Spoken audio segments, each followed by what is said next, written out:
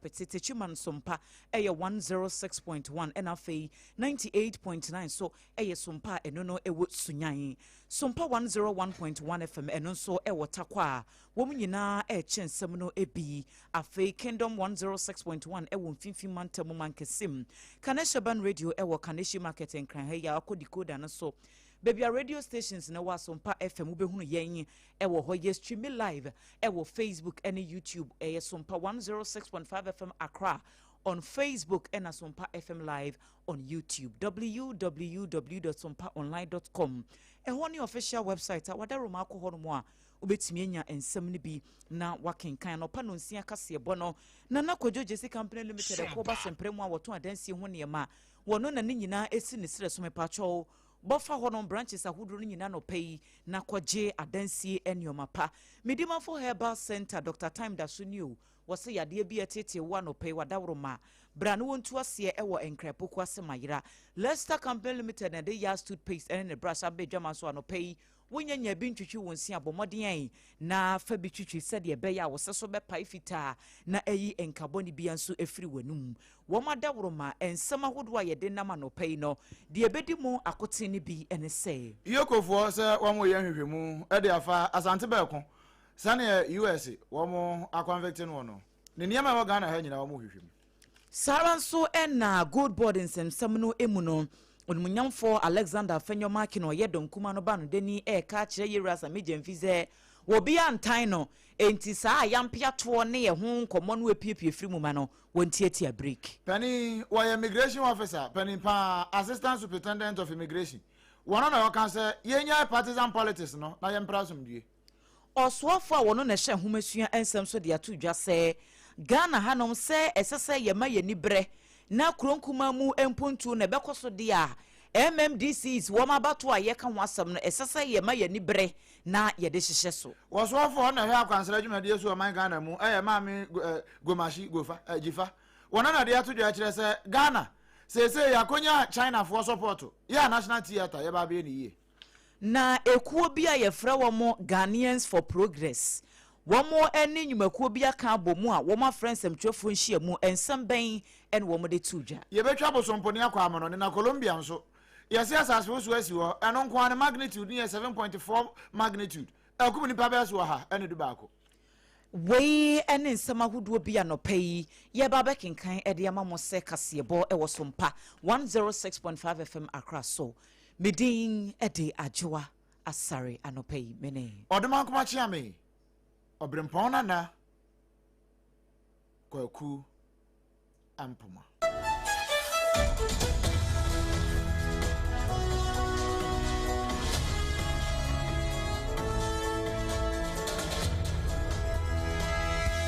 SOMPA FM afi yenshan seminase emfamao enra da na yede beto wanim se kane Temai refinery managing director wono krai empani chese Goldman Sachs banker womo ne honsense mabeba bebre no America company anas America court ahye se papa no wadi fo entisese ade ya hye se won kwana se bia Guantanamo Bay se penitentiary be no mde ne be kwa akosho na womo nkwa ne ho adwuma sanse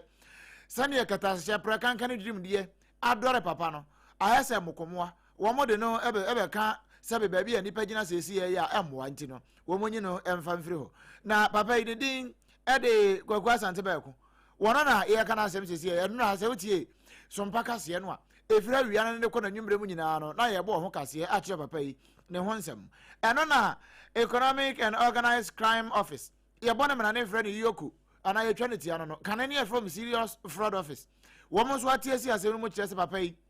baby ana ne sika ne nam eno ye one na adwapade adan ahodo a wowo enwuma ahodo a wowo e wo man Ghana mu nyina no iyokofu atiasi mu ye hwehwemu wo mu se ebia na ene saa ketasese prokankan dwirimu de ya mpani de ato ne so ye nnura nko ye bo ho kase se wo mo convict no e wo man ye America man mu no ni nyina no wo mo ahwese bia na ene no e wo twakan bia na ene no so wo mo ye ho adwuma pa enrada e na iyokofu de nkrata ba bonten se wo mo examine the transactions empo wo mo a enyam faso wa ne so ebi krampo no de bribe ho nsensem bi na hwe usuku a entama akoyoko ho na koka sa asem no nyina akire na koka no kore no afei na dwapade ne asset ni nyina wo mo hwe ni nyina se e wo fa ni twaka bi e wo ne criminal conductor one more year and I say one more suicide why ye America no say e wo hu twaka bia yeko fo che say say hwemu amu ye nyina no afra sempo no mo sha se bra wo bunya nkrata e free US wo mo mpanifo information bi che say Ghana we sadie we nyina no wo mbehwe na wo mo ye ho adwuma yie pa anu nti wo mo hye say hwemu no ase na we nyina no say Attorney General and we intentem so and we try kata akoma yokofo so wo nyesa adwuma we sei na timi abo amman Ghana ho asan san se koba ne sei ya na obi a tretre nsa na we hwe Ghana so wono kra no wo koye kata hye pro kan dream die no de be hwe Ghana wo wi no de be ye we wo Ghana na Ghana dia bata ho sa sabe ya Ghana ho be so nti and wo mo ye san hwemu nyina na emom yokofo che se san hwemu wo mo ye nyina no so nkire se ebia Ghana ha no wobi anase bibia wo ha bia no eye bone se papa no ya kana asem nti anase ya convict nti na automatically ni bibia wo Ghana ha bia na bone na emom se omo ye nhwemu ni wie na nhwemu ni koda di sei ade bi baako mienu bi elenke de koketa se pro ni dwirim ni a wodi ye ne ho de a ene ye na enonku na emom sa bere ya ye kasa de ne nsem no se ne yete no sa na tie na US prosecutors na ka kire be omase be ko na nkasa no wo mo convicting over evidence wo munya ye se wono nkasa no wo conspire wo ne nipa bi ne kambo mu ma sika buru be se $1 million bribe wo tuetia de Ghanaian officials ne nyina na connections anu mo de ye to a power plant papa yi na ne ho wo mu che se bribe nko a wotua na over $1 million ya eno no wo hwehwe mu se papa no wadi fo ene se ho asem aba na mo se bribe wotua ye no ene ho adwapade bi wo Ghana ha eno de yokonya establish yi wo mgusu ye nhwemu ne ye wa kire bia no wo so an befa sompa so ama wi ase nyina so ate bi yentu akasiebo no so ewo ensemfoforo emu na domkuma no ba no dani eye onumonyamfo Alexander Fenyomakin wodi atudwa se nye no kreda se New Patriotic Party NPP amanyoku no anampo se wono Alexander Fenyomakin no wone penyinipa woda gold board no owura Sami Jemfi etwemanson na wo so wopese wo ka kire Sami Jemfi se wo bia ntan no wa amanyoku NPP mu wono Afenyomakin won tan no abena wasaya asare one time no na ne enti a wokasa nsem nyina ne se na no ya gold board fo ho nsensem ba ye ya wom koka eka ho asem ene nkoma hodo bi epiepie ba mu no ena yewura Sami Jemfi nso be yi ano no wokasa wo munya Afenyomakin won de sa na wote sabitan hunu ahwo ya wosore ya hantan ko an wode nam kromu hanom enti won de wo hunu ne sa se wo ho na woye na djuma ne ho ma asem no eye nkrofo bi ahi enti ese wo mpa bibi no wo de bata no ho se de be ya wo de ne din ebe ye fom no wasu wo hwan na wo Sami Jemfi de metan waje den sabe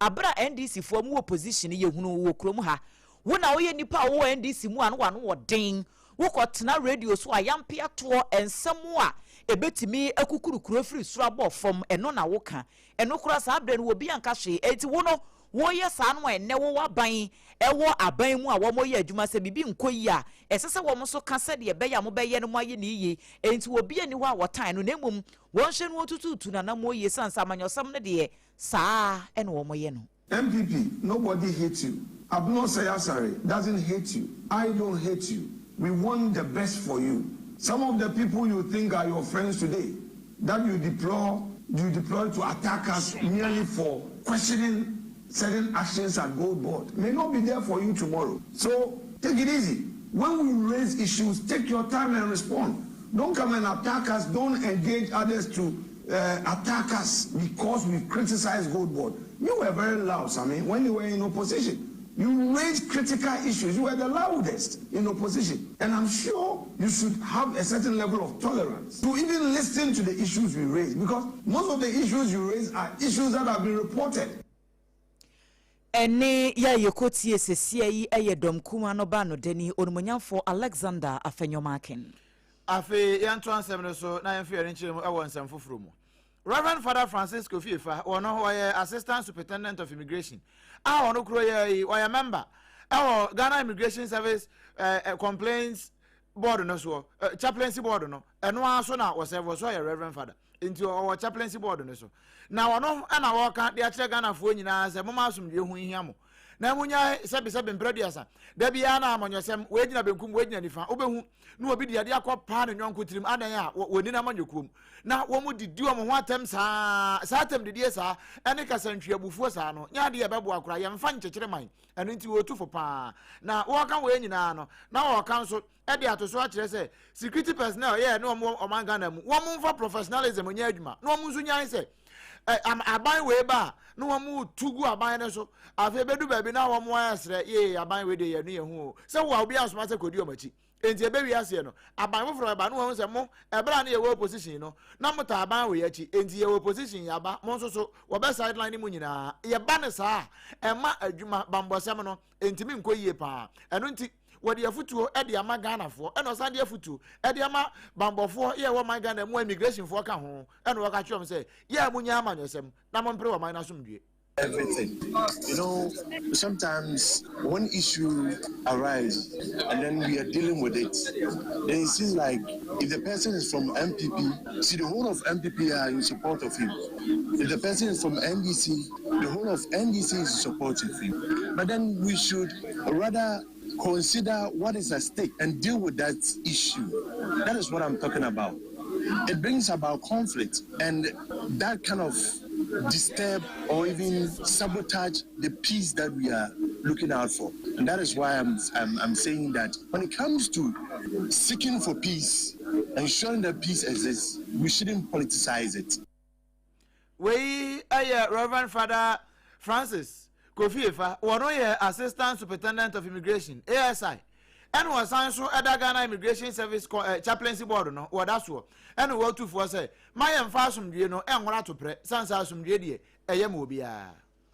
Tamale South Emrase Bejani wonokro ya na yeso afọ ohye homasua ensem so eye yewra Haruna Idrisu no wode ato dwasa Ghana for se bebre wie adrusi ebeja anya atwomsem no na ya hyese enhyehye ya mpanifo eye se de beya Mensi any Cropon assemblies ahodo no aban akrachefo ene awurabafo MMDCs ne yebeto wo so aba no wo sese de enioma ekono de yenya na nyatwomsem no ne yebeya yenye ne yenyimfiri ho no mpreko wo kire mu se ye ka niema bi etise ya na eyekronkuma mu empuntuo de efre no decentralization say amamuo no yede beko fom na wo bia etimi enya wo man no national cake ni bia di na eto da ye ka national cake ozi ehu say ye vanilla flavor say ye chocolate say ye de nanso ebi dija bi eba ne sa no na akwakwa ite say mpuntu no gina faakon enye nkran a eyekumase anase ebi atakora de ukokronkuma mu cementifi do mantam ukofrawo ukowoti ene bono honom no ne adeade no a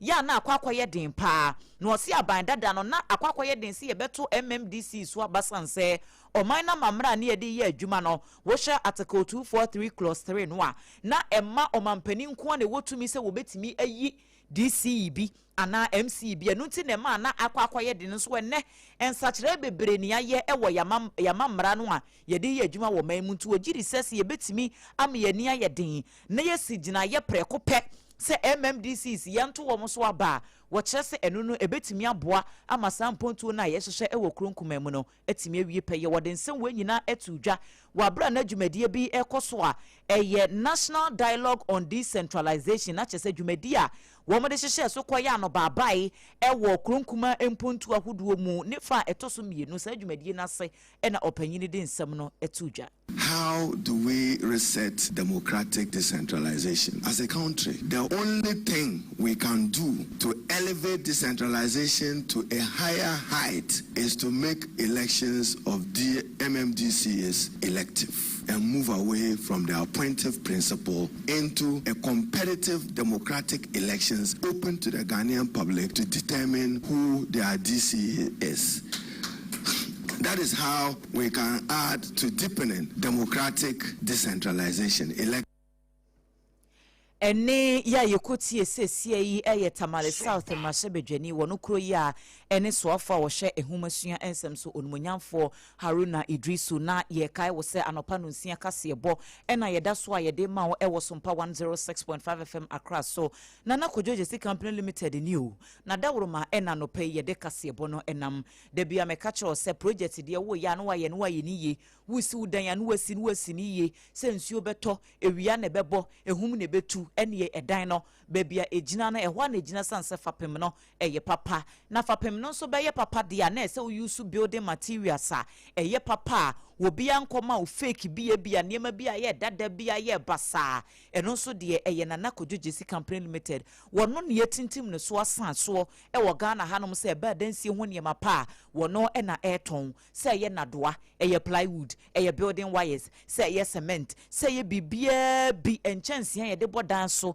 emu colors ne papa mu quality ne nyina eho e na obenya no ntime pa cho bomodin a nana kodjojesi company limited de maka cho se adom ku bi dan so enti wukọ na akọtọ niema no wo ho na de start project na enye den ya ubewie ama won so wasoma timi adwo na edan han no ya na eye den eduru mre bia efie wurafo na to de bi ha adwen papa enti wunyampo se wankasa obetimi esi wudan na wadamu me pacho branches ne de Ghana ha afa na ba bia tokro bia mu ubehunu na kodjojesi company limited oba friend number yi na waje wode e wo 0204 35 5050 0204 35 5050 and 0244 41 93 93 0244 41 93 93 ofra wonsa ebeka nana kodjojesi company limited anope ma mbisa o se yade ben na etete wo yade ben na akwankro ada so ya ama waye mobo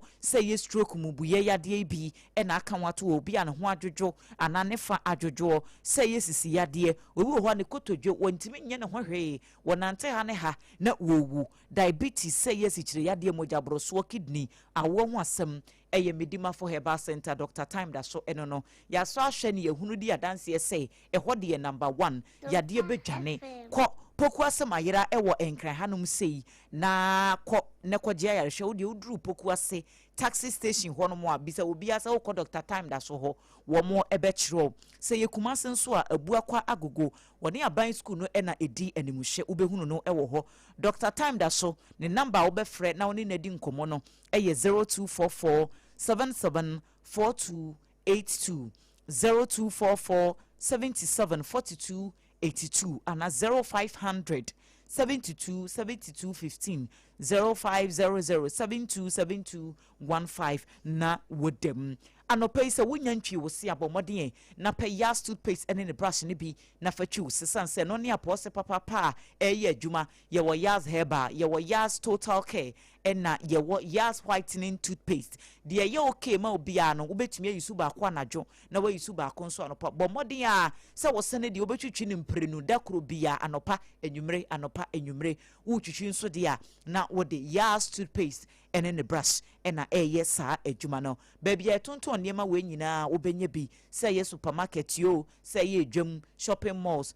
table sofo ene wo mama bi containers ni nyina akwa wo so pay yas toothpaste ene ne brush do so po enkran 050161 9588 050161 9588 ana kumasan so 0501 39 03 38 0501 39 03 38 na wone Leicester Company Limited for so edin komo no wakwa kotubi aton wo madawroma yedane ye ho se mani tete ba miense bi ba ensem egu akire no yede beto aso amamu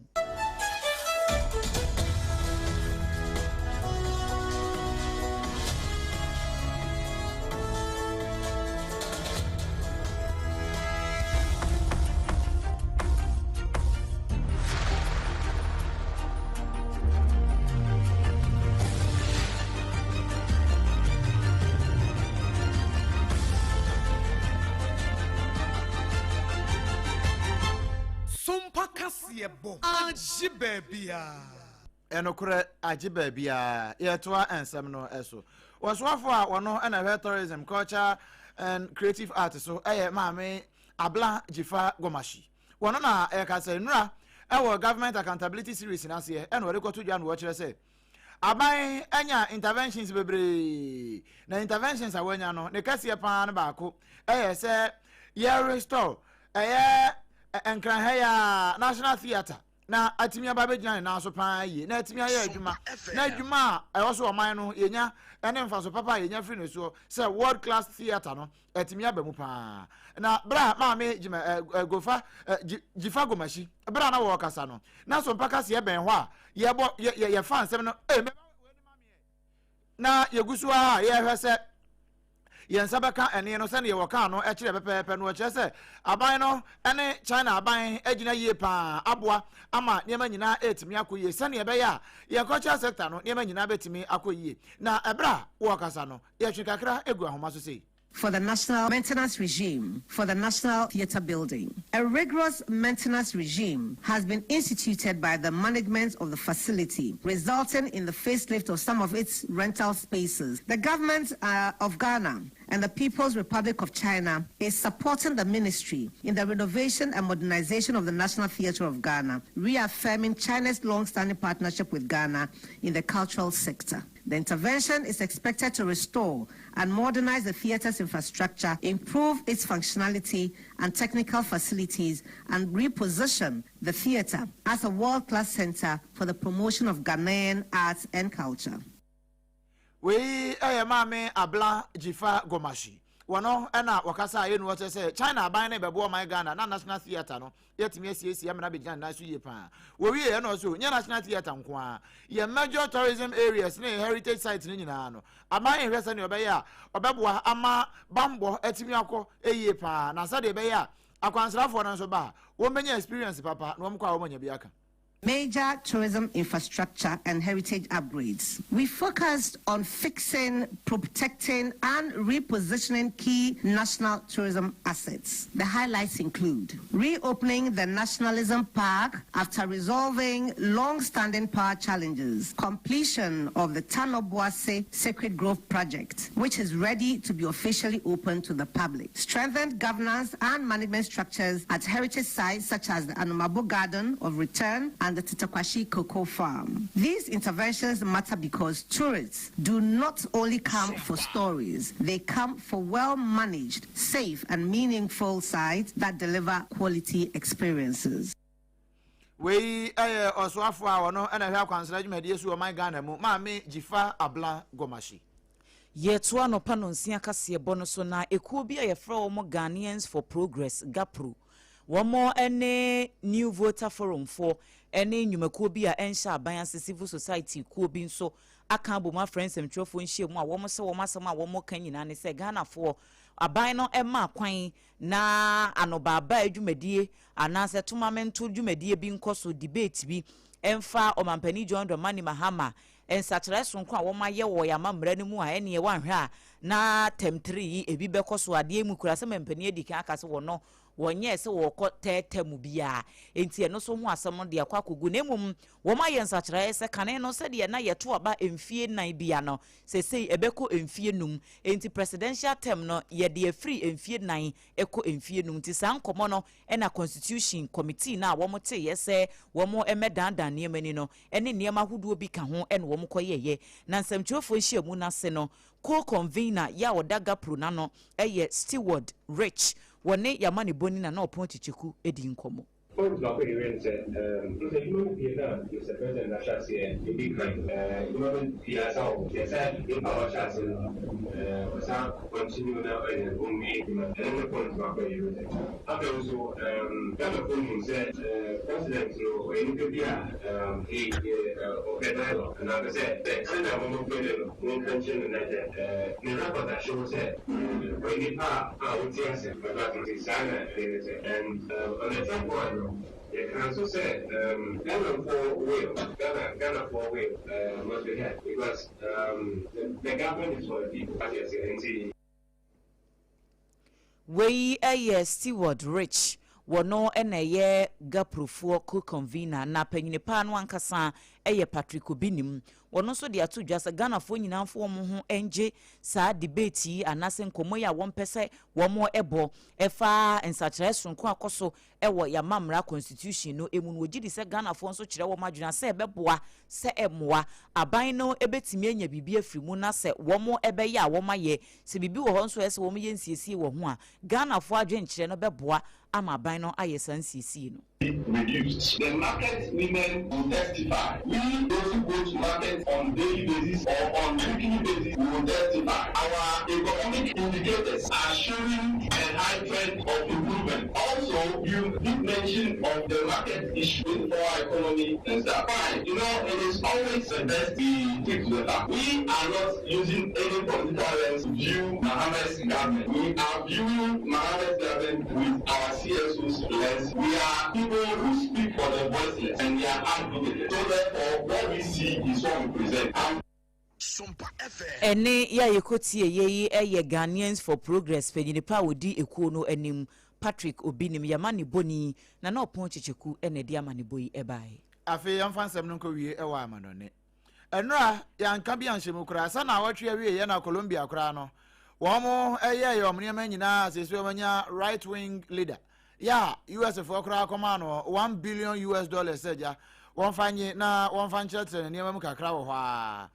Enra adechin ya. Yesi asase wo suasi. Asase wo so no. Emuduro kese pa no. Edru be 7.4 magnitude. Ewo Colombia hwa. Ama me ne wo kasei. Adan a edwiri aguo no nya adan kuma akura enipa ya wo mo ahwere wo mo nkwa no eye be se wo ha ene du baako we di agenda 111 no ena atiasi wo Colombia ne mum agenda 111 na eye wo agenda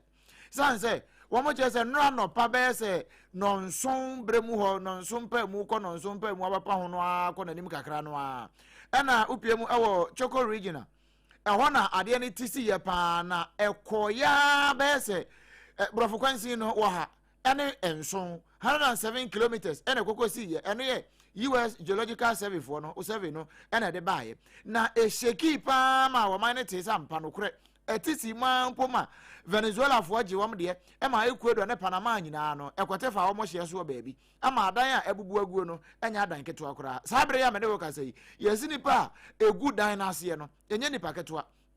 Venezuela crowd kum nipa be se empimu nsia ene oha 6100 ene akum wom ewo ho a be buzu mienu ntamu ani na we say asem ye sie Venezuela de so bi anim se ho de asase so ne si ho no akum nipa pa ene na so Panama agene de a Ecuador so agene de a fei ene ababedu Colombia so a awra ho sempa ene om de share right wing commander ene ye bomu amane ye sa e de amawo Ebusia kase bono esi ye de aseda e mana na kojuji si company limited medima for Herbal Center Dr. Time da so ena fe Leicester company a wom de Yas toothpaste ene ne brush aba ewo edwaman so betimi enya bi na wato SOMPA 106.5 FM Accra ye ne ya affiliate ahodo SOMPA Kumase Techiman Sunyan Kranza Takwa ne nyina ye de kase bono Ebremu Kingdom 106.1 ewo mankesim womo so FB Adamfopa Radio ewo Paris anopai womo so FB ewo France honum oko www.sompaonline.com ansem ni nyina gu ho ubetimi akọ no akọ kinkan bi rich BITMISE wono ena ede yen eko Facebook yenom a ebe kinkan kase bono ede ma mo no midin ede ADWOA ASARE mene Oduman kuma chiame obrempong na kwaku ampoma